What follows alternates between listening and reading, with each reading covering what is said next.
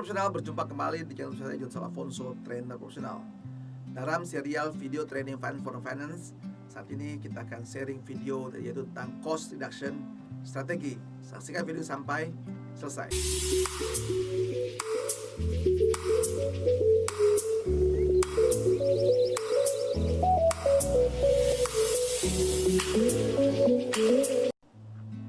Seperti Anda ketahui, setelah Anda memahami, menganalisis suatu dari anggaran, ya, Anda tahu melakukan kontrol keuangan, lalu Anda mengetahui ada penyimpangan terstandar dengan aktualnya, lalu coba Anda analisa. Nah, disitulah fungsi kontrol keuangannya. Setelah tahu penyebabnya, maka langkah berikutnya adalah melakukan program cost reduction strategi yang harus dilakukan. Lalu apa saja sih bentuk-bentuk yang perlu menjadi target ya untuk cost strategi? Secara umum banyak di mana-mana sahabat sekalian ya. Jadi bagaimana kita mengurangi waste atau dalam rangka quality improve dan seterusnya ya, atau menyambut yang lain-lain. Nah, biasanya ada 7 unsur pemborosan yang perlu kita perhatikan untuk kita melakukan cost strategi yang menyangkut defect ya, banyak kesalahan-kesalahan, jadi banyak barang yang dijek ya, itu bisa kita lihat ya, kita teliti penyimpangannya di mana, ada masalah efisiensi mesin kah dan seterusnya. Kedua ya. Nah, berikutnya adalah menyangkut inventory. Nah, inventory Anda berapa standarnya? Di situ ketahuan ya. Dari putaran dan seterusnya. Nah, perlukah Anda mesti menghemat inventory Anda? Melakukan efisiensi di sini ya untuk cost reduction.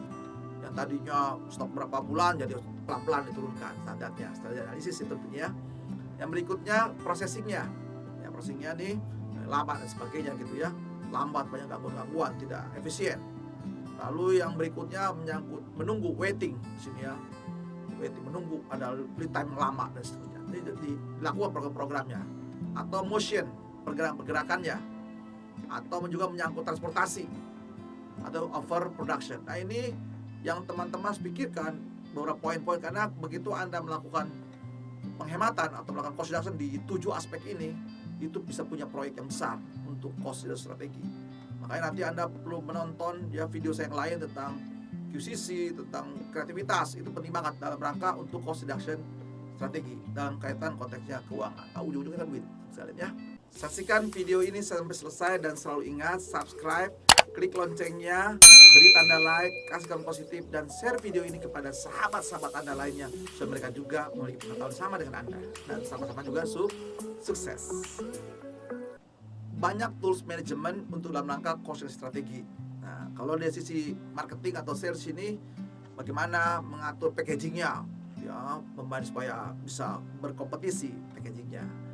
Atau juga bagaimana Anda menghindari namanya ya, komplain dari pelanggan, yaitu targetnya program zero complaint, berarti meningkatkan service kepada pelanggan Anda. Nah, itu terkait dengan marketing, berarti ada cost strategi dalam rangka meningkatkan kepuasan pelanggan Anda. Nah, dari segi production tadi ada ya aspeknya, bisa aspeknya dalam rangka zero breakdown. Nah, berarti diterapkanlah misalnya autonomous maintenance dan sebagainya gitu ya. Program action yang sudah analisis ya udah di program ya. Atau quality zero defect. Nah, ini kan perlu ada tingkat menggunakan tools manajemen lain, penjaga, preventif, korektif dan sebagainya ya. Nah, kemudian juga terkait dengan production juga itu safety first di sini ya. Zero accident. Nah, itu perhatikan penggunaan alat pelengkapnya, sistem warningnya, 5S harus jalan, tools-nya sebenarnya harus dilengkapi gitu ya. Atau spare part manajemennya gimana supaya jangan kesulitan atau kebanyakan. Nah, ini perhatikan productionnya. Itu action cost strategi. Nah, terkait dengan purchasing atau procurement. Nah, dipikirkan menyangkut outsourcing, make or buy. Nah, ini penting dipikirkan sama sekalinya, apa kita perlu membuat atau membeli atau kita rental dan sebagainya. Itu dalam rangka strategi-strategi untuk cost reduction. Atau strategi partnership, apakah harus kita buat sendiri atau kita serahkan ke outsourcing dan seterusnya, bekerja sama. Nah, ini penting sekali sahabat-sahabat sekalian ya, tools manajemen. Terkait dengan logistik misalnya, Anda mulai menerapkan namanya, karena inventory, targetnya adalah zero inventory, berarti Anda menggunakan tools namanya just in time. Kembangkan tools ini sahabat sekalian ya. Atau dalam rangka hire management, menggunakan tenaga outsourcing dan sebagainya yang murah kan gitu ya, relatif murah, kompetisi supaya Anda bisa bersaing. Menggunakan teknologi, nah, jadi tadi manusia sekarang gerakan oleh mesin. Nah, itu ya, jadi cost program. Atau sifatnya juga dalam segi finance management, mencari sumber-sumber dana yang relatif murah kan begitu ya, dikembangkan. Nah, ini biasanya dikembangkan dengan cara melakukan identifikasi. Jadi mulanya dari standar tadi ya, sisi keuangan, sama sekali Anda sudah punya budget, lalu Anda melakukan cost control. Di sana bisa mengetahui terjadi berbagai penyimpangan di sana. Lalu Anda punya target standarnya ingin dinaikkan supaya Anda bisa menghemat. Nah, waktu mengubah standar ini menjauh lebih bagus, lebih efektif, maka Anda melakukan namanya cost reduction strategi. Nah, dari strategi ini setelah Anda menganalisis, apa yang dianalisa? Pertama, apa sumber pemborosannya mesti dikenali kan gitu ya. Apa sih pemborosan di sini? Dicek ya. Apanya? Lalu bagaimana situasinya? Penyebab-penyebabnya.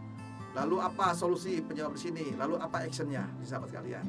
Nah, disinilah Anda menggunakan tools manajemen yang berkembang ya. Seperti misalnya untuk zero inventory, Anda menggunakan supply chain management. Lalu untuk maintenance, menggunakan auto maintenance, menggunakan TPM. Lalu untuk pencegahan ya, kesalahan, banyak tools manajemen yang dikembangkan. Artinya semua orang terlibat berpikir cost reduction. Tapi mulainya pahami dulu sahabat sekalian, yaitu mengenai keuangan. Setelah muncul budget, Anda menganalisis di sini ya. Nah, itu berbagai program yang Anda bisa kembangkan di dalam kemampuan Anda setelah Anda memahami finance, maka Anda bisa melakukan berbagai strategi untuk kedepannya, untuk membuat perusahaan jauh lebih baik dan efektif. Semoga video ini bermanfaat bagi Anda. Salam sukses. God bless you.